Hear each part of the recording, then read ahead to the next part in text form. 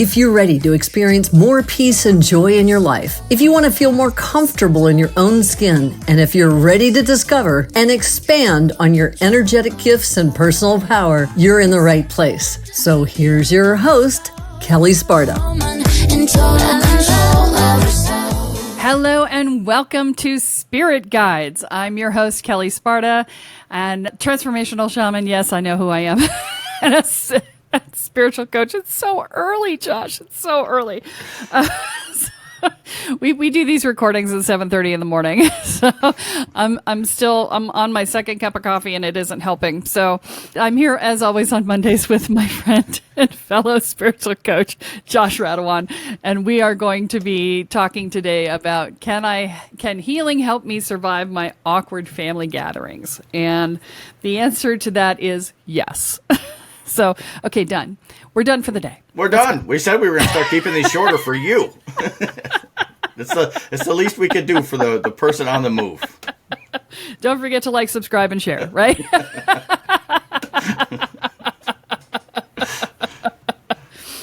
Smash the subscribe button. You know you want to. You want to laugh with us, even if we're bleary and not very conscious. So, I will warn you that when I'm not very conscious, I occasionally turn into a cartoon character. So, stay tuned. Anyway, so when we talk about awkward family gatherings, the issue that is primary in this is the dynamics that happened in your childhood, right? So I think we've all had this experience. I mean, my father did not acknowledge any growth in me from the time I was 17 until the time he died, until when he died in 2017, which would have been, I'd have been like 47 at the time. So 30 years of growth, and he never acknowledged it because, I didn't see him very much, and, he was getting older, and that's just how things are as we get older. Our parents remember who we were when we left the nest, right? Or the last time they saw us for my father's, for any length of time in my father's case, because, we didn't live together from the time I was 5. So the thing that you have to recognize is that your family is not going to necessarily acknowledge your growth and your change. Okay. And the key is you have to stop expecting them to. You have to stop asking them to. You have to accept them for who they are, where they are, and, just let it go. We spend most of our lives trying to heal our childhood relationships through other people, right? So if you read, what's the name of it? It's Harville Hendrix is the author, and it's called Getting the Love You Want.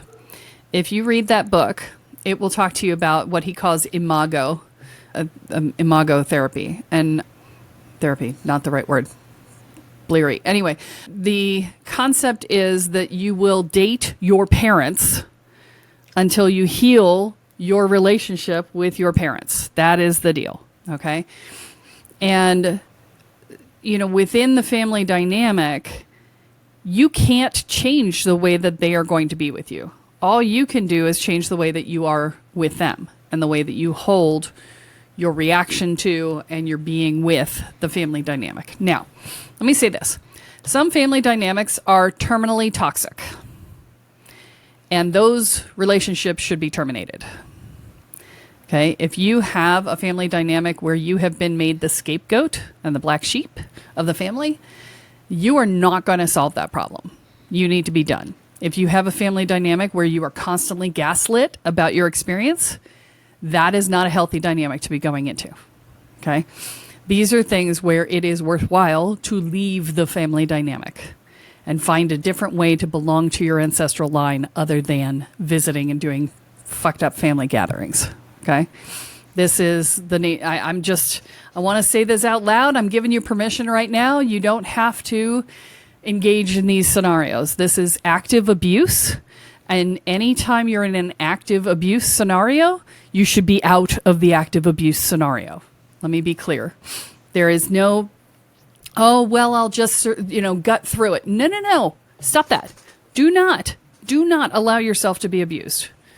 Leave the scenario. Okay. I'm giving you absolute and utter permission to remove yourself from all abusive scenarios, regardless of what you think the requirements are of that dynamic. Abuse negates all requirements. So I don't care if you're like, oh, I need to be a good son or a good daughter. No, you don't.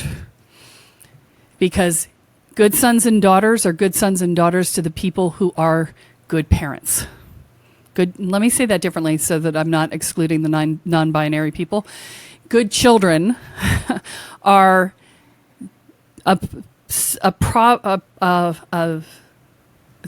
God, my brain's not working. They are a product. That's the word I was looking for. They are a product of good parents. And if your parents were not good parents and are still not good parents, then they do not deserve your good childrenness, good childness, right? So that's very, very important for you to understand. So let's start there, okay? And know that everything I'm saying from here on out is not related to anything that is an active abuse scenario, okay? All right, now, you may perceive some things as abuse that may not be. So let's talk about that, okay? So let me define abuse for you. Physical abuse, emotional abuse. So are they calling you names and putting you down and scapegoating you, whatever? Are they gaslighting you? Are they refusing to acknowledge who you are? So I brought up the non-binary. I'm going to talk about trans now. If you are not being accepted for who you are as a trans person, as a gay person, as a non-binary person, if you're not being accepted for who you are, that is a form of abuse, okay?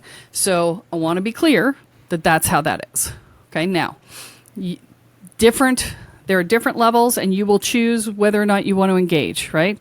Sometimes when it's something brand new that you've just come out with, if you've just informed people that you're trans, or you've just informed them that you're gay, or it's new, you may want to stick around long enough for them to get a sense and be able to get over the shock and be able to adjust their mindset. But if it has not happened within a few months, then you may want to think about removing yourself from the scenario, okay?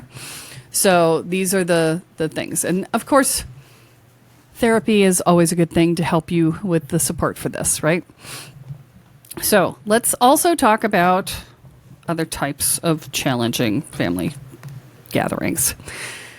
So here's the thing. Let's be honest about what people can and can't do, right? So I'm going to talk about my dad for a second. My dad was a very narrow person in terms of belief structures and what he could accept and things like that. I mean, he just did not have room for a lot of extra stuff in his brain. So, it was a constant thing that he was Christian. He was Episcopal for a long time, and then he wasn't. But he was Christian, and I was pagan. And he was like, we literally had this conversation one day. He said, they used to burn you at the stake 300 years ago. And I said, yeah, Dad. And they used to feed you to the lions 2,000 years ago. What's your point? Right? These were conversations we actually had. He just could not wrap his head around it. Right? But it did not raise to the level of abuse. Okay? So it was just him not being able to wrap his head around it. Okay? And, did it make for awkward family gatherings? Yes, it made for awkward family gatherings and awkward conversations over the phone.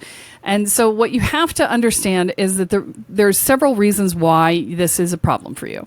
One is that you may be living your life by your values, but still judging your life by their values. And if you do that, it will be painful to be in that scenario, because you will be constantly being judged by them, and they will, and you're going to judge yourself by that. But if you stop judging yourself by their values and just judge yourself by yours, when they give you their judgment, you can say, well, okay, that's your judgment, but not my judgment. This is my life. I'm living it by my life. I'm okay with it, because it's not going to bother you. You're going to be like, yeah, okay, you don't see me. And that's the point that I got to with my dad, is I was sad that he didn't get to see the amazing person I had become from the time I was 17, right? But I wasn't attached to it, right? And that's what you have to get to. There was a long time where I was attached to it. Let me be very clear. There was a long time when I was very attached to it. But A lot of work on myself got me to the point where I could let go of it. Okay. So I want to be clear. This is not a simple, it is a simple process, but not an easy one. Because it requires you getting over a lot of your own internal stuff. Right. And so that's one piece of the puzzle, is judging, the values mismatch. Right. So as long as you're not engaging in that, that's a good start. Right. The second thing is not looking for their approval. Okay. Their approval is often how we seek their love. And so, there are going to be other ways to look for love. My dad's way of loving me was to give me money. And I realized years into the process that I was keeping myself poor so that I could get his love periodically when I asked him for money. And, when I realized that, I was like, crap. And it cleared up a lot of my money issues. Okay. But, you have to recognize how they express their love. And if it's not the way that you want to receive it, well, it's not the way that you want to receive it. And that's just how it is, right? You need to learn to adjust your receiving, because you're not going to adjust their giving, right? Okay. And then the other thing that you have to pay attention to is, are you handing them your power? Because as children, our parents are all powerful. And they have the right to, say things and do things. And especially in family gatherings. And this is one that I think is most crucial for if you're in physical presence with your parents, with your family dynamic. The thing that is most crucial about this is you have to recognize that you are no longer a child and you can leave at any time. That alone is so freeing, because I remember being in a situation with my mother years ago, and I was in tears because she had completely ignored the fact that I'm allergic to smoke, and she had asked me to come and be with her during medical stuff, and I had that great challenge to myself last second, because of course, God forbid she should, give me heads up. I went there to be with her. And the deal was that she would stay on the patch that she was on in the hospital for her smoking. And she didn't. She smoked and stayed on the patch, which of course was life-threatening for her. And so I was hiding in the basement trying to get away from the smoke because I couldn't breathe. And I'm on the phone with a friend of mine in tears. And I'm like, and my friend said, get in the car and get on a plane. She's like, if you don't have the money to do that, I will send you the money. She's like, you can pay me back later, but you can leave. You are an adult. And I went, I am an adult. I can leave, right? It's just in that moment, I just felt so trapped, and I didn't remember that I wasn't a child anymore and that I could actually leave. So I want to say this out loud to you. You can leave at any time. There is no requirement. I don't care how long you've said you're going to be there. I don't care what the expectations are. You can get up and leave. I don't care if it makes a scene. Just get up and leave, because the knowledge that you can leave is so powerful, right? This is how we hand the power over to our parents, is we pretend we can't leave. We forget that we can, because we are now adults, because we've stepped back into that childhood dynamic. So it's very easy to forget that you can actually leave, right? So these are the things to consider. And the healing work, because the title of this episode is, Can Healing Help Me Survive My Awkward Family Gatherings? So the healing work is doing the work around your parents, right? And it's not about fixing them. It's about saying, I didn't get what I needed in my childhood, and how do I get my needs met, right? So that you can stop blaming them, because the blame is what keeps you attached to it. The more you fight something, the more energy you give it, and the more you get stuck to it, right? It is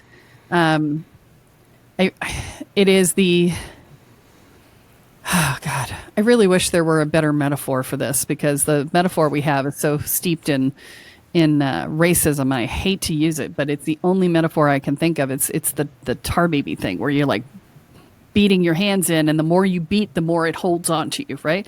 We need to find a new metaphor for that, Josh. I fucking hate that metaphor, but it's the only one that applies. So we're going to have to work on that. So I apologize to anybody who Just know that I know it's a sucky metaphor, and I'm going to find another one. I promised you. But it is that it's the more you fight it, the more it holds on to you, right? It is literally you're handing energy to the thing that you don't want.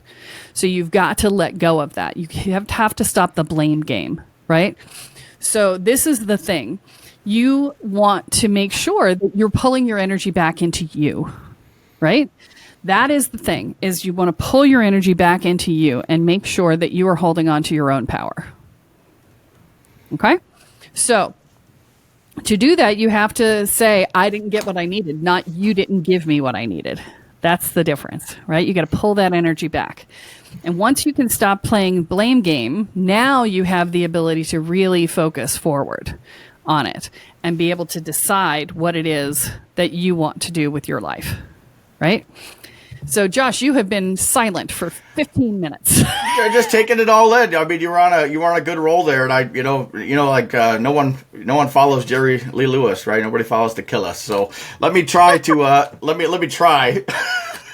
So, for me, I guess, like it's been a little bit different in how I've gotten through surviving family situations and the healing process. I was blessed with parents that were very toxic in their own ways in the beginning of my journey, right? And I fully recognize that, and they do too. And that's the beauty of it. It's my mom entered into rehabilitation when I was like 4 or 5. So she started her healing journey, but there was a lot of work around like I've talked about it before, abandonment because of that for me. And my father is very hard-headed, which runs in the family a little bit. That's why I'm good at No, really? But he is a great man at heart, right? And the thing that helped me, and it helped with all the other family members too, like the recognition that they are people and not just family, right? The recognition that they are on their own journey, that they are also have been passed down a bag of shit to some degree, right? And they're doing the best with what they were handed, right? So when I was able to look at it like that, and I can see them as humans, my interactions with them changed, and I learned to accept love in the way that they show it. Like my father will never go out and say, I am so sorry for how I was when a kid, but he will be there for me anytime I ask him, like, hey, I need some help around the house. And he is there quick, and because he knows, and I know that's the way he has tried to repay that debt. I accept that he is very old school in the way that, he's a little emotionally shut off from his own feelings. I can accept that about him because that's who he is, and that's okay. And I can connect with him on that level, and it's really helped our relationship blossom.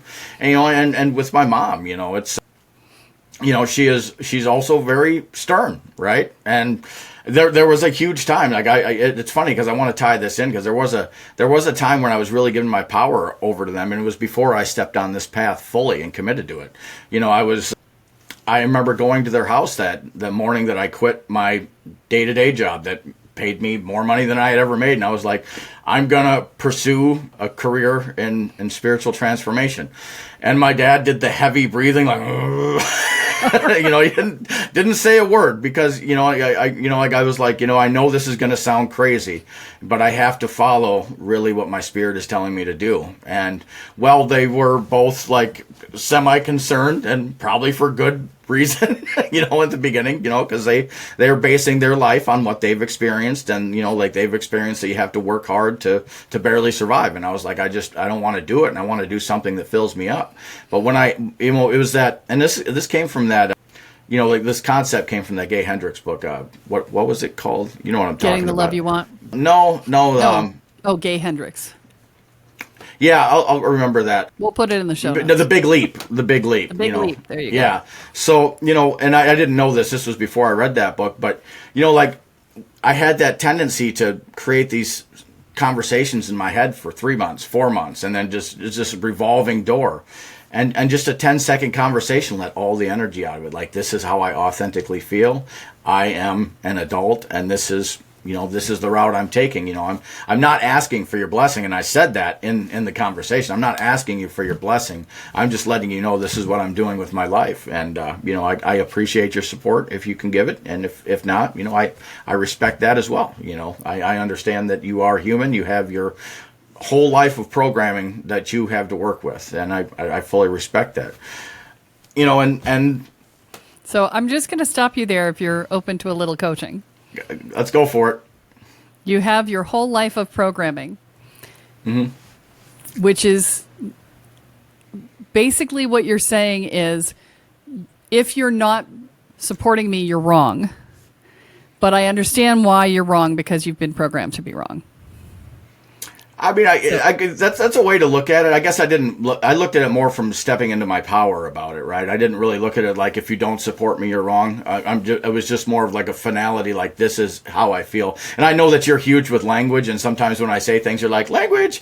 So I get what you're saying, but the judgment intention was there. I could feel it when you said it. It was like, ooh, Yeah, and that's been a part of the power taking back process for me at different stages. Like I've talked about a lot of the work we do with empaths, and like when we step into our power, we have that tendency to go overactive. At least I do. I'm not saying that everybody does, but pretty much everybody does. Yes, I went from being meek to no to everything, and boundaries everywhere, and shutting off a lot of good things and love in my life. That was a huge part of my process. But when I came back and really got outside of addiction, there was a lot of actual family members, too, aunts, uncles, that I and other people, but like specifically in the family dynamic, I was trying to reconnect with, and they just weren't able to see me even after the healing, right? Because they can only see me through the eyes of who I was. And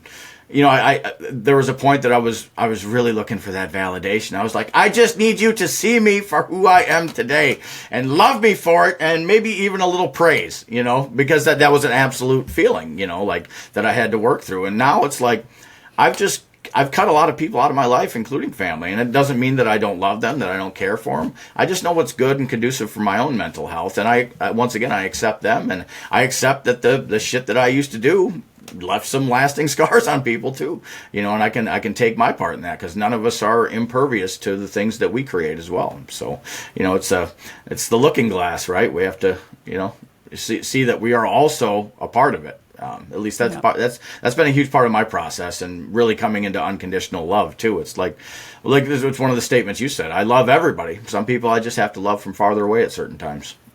Yeah. So you said something super important that I want to reiterate, which is seeing your parents as humans rather than parents, right?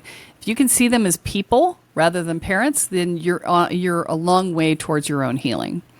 And so being able to step out of the you're my parent role, because we have expectations attached to parenthood, right? And, if you can just see them as people doing the best they could, and their best may have been wholly insufficient. Let me be very clear. Their best may have been wholly insufficient, but they were in fact doing their best. And so it may have been insufficient for you, and it was also their best, right? And so I'm not negating the insufficient piece. And at the same time, there's a piece of saying, they did their best and their best sucked, right? So, okay. And so sometimes you just gotta be like, okay, they're human, and they were incapable of giving me what I needed. That is oftentimes a healthier path for you. It's an easier path to not be hurt by it. If somebody literally cannot do what you needed, then it's not them not loving you, right? Because that's what we're upset about. We're upset that we did not get loved the way that we wanted. I don't care what else it is. We're upset that we did not get loved the way that we needed, right? And so if someone was incapable of it, it makes the blow easier to take, right? You're not as upset about it. It's like, oh, they couldn't, right? And so, sometimes they can't, right? Sometimes they didn't prioritize you, right? Sometimes they were stuck in an addiction, which often feels like they didn't prioritize you, but is actually a medical thing. It's a medical condition, right? And so educating yourself about how addiction works is super helpful in those regards, because you can understand how the addiction works. And, saying, well, they got on top of it later, blah, blah, blah, blah, blah. Yeah, well, they had a lot more life experience later. They had a lot more things that happened. They had a lot of things that went on, whatever, right? So, they did the best they could in the moment, and that was insufficient for you. And that's what it was. And that's where we come back to Carol Burnett's definition of forgiveness, which is giving up all hope of a better yesterday. Stopping with the shoulding. It should have been different. It's like, it was what it was. Whether it should have been different or not is irrelevant. It was what it was. Now, how do I live with what it was? Right? That's the question. You can't change the past. The more you hold on to the shoulds, the more you will be stuck in the past, and you cannot make changes in the past. You can only make changes in the present. So bring everything into the present moment. What is it that you're dealing with now? How do you adjust your experience and your relationship to the past such that you can, from this point forward, move forward powerfully? That's the end result. All right. And that's it. That's all we have for this week. Don't forget to like, subscribe, and share, as I said in the beginning. And don't forget that what you focus on is what expands, and what you intend is what you create. So we'll see you next time. So that's it for today's episode of Spirit Guides Podcast. Head on over to iTunes, Apple Podcasts, or wherever you listen and subscribe to the show. Every week, one lucky listener who subscribes and posts a review on iTunes will be entered into a drawing for a $10,000 value grand prize and a private reading with Kelle Sparta herself. Be sure to head on over to spiritguidespodcast.com and pick up a free copy of Kelle's gift and join us on the next episode. Ourselves.